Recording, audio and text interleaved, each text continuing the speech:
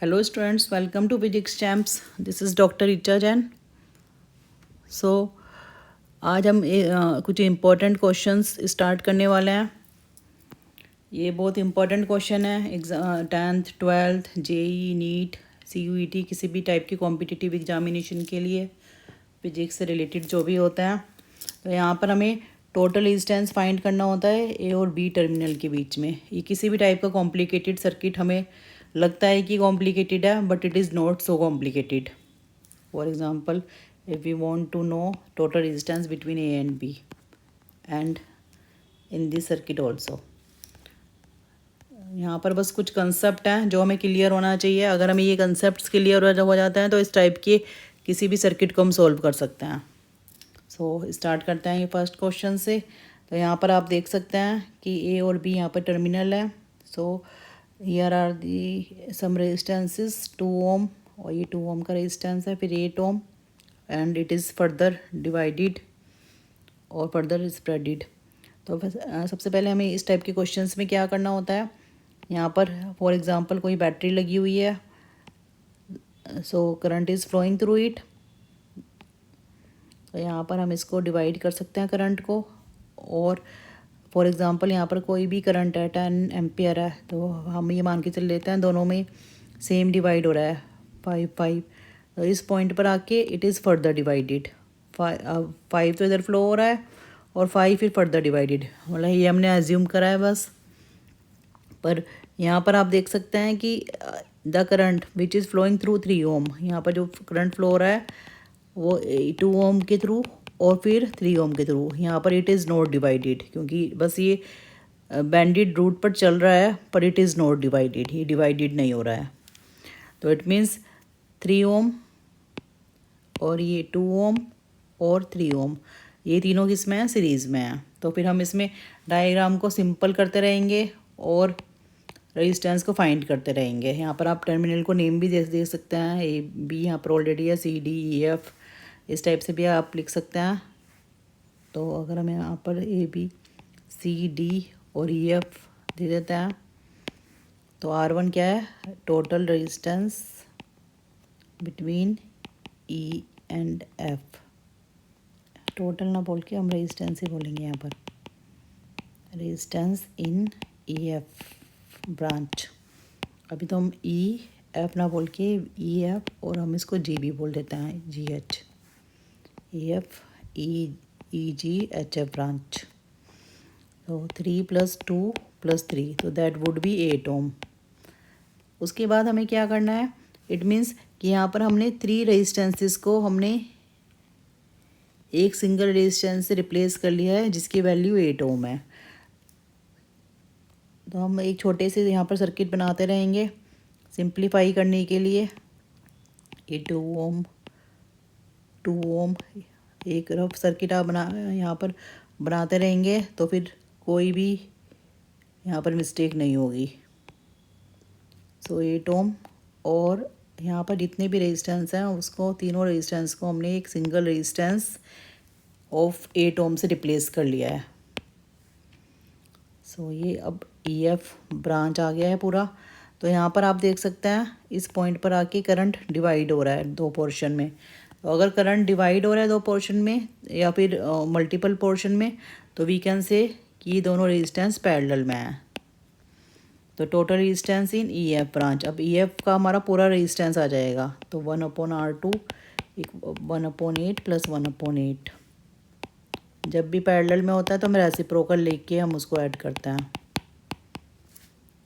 So R2 would be 8, so it would be 4/1 और 4 ओम।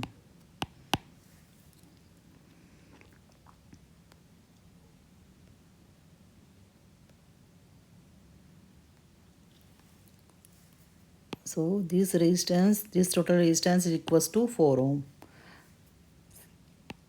तो अब थोड़ा सा और इसको मॉडिफाई कर लेते हैं हम सर्किट को। जितना हम इसको मॉडिफाई करेंगे उतना ही हमें ये सिंपल लगने लगेगा। सो नाउ दिस रेजिस्टेंस, अब ई एफ ब्रांच पूरा हट गया है और ये आ गया है एक तरह से ये सी डी ब्रांच है यहाँ पर और ये ए बी। और अब आप देख सकते हैं कि अगर करंट इधर से फ्लो हो रहा है तो यहाँ पर तो डिवाइड हो रहा है, but current is flowing in the same direction through 2 ohm, 4 ohm and 2 ohm। So we can write C D E F यहाँ पर लिख सकते हैं। तो resistance in C E F D branch, इसको हम R3 ले लेते हैं। तो दैट वुड बी 2 + 4 + 2 8 ohm। फिर यहाँ पर आके फिर हम सर्किट को थोड़ा और सिंपल करेंगे। इसको अब हम 8 ohm से रिप्लेस कर सकते हैं।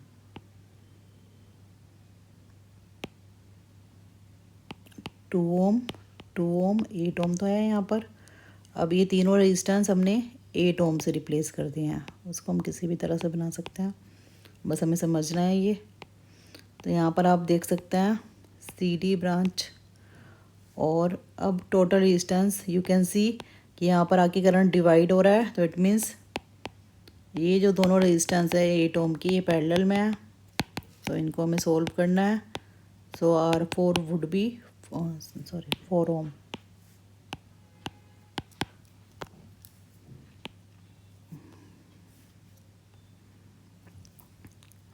अब फर्दर ये भी अब हमारा पूरा सोल्व हो गया है। That is equals to 4 ohm, 2 ohm A और बी टर्मिनल के बीच में 2 ohm, और ये आ गया हमारा 4 ohm। So now you can see कि ये रेजिस्टेंस सेम डायरेक्शन में जा रहा है, सॉरी करंट सेम डायरेक्शन में जा रहा है। सो टोटल रेजिस्टेंस हो जाएगा अब यहाँ पर 2 + 4 + 2 = 8 ohm।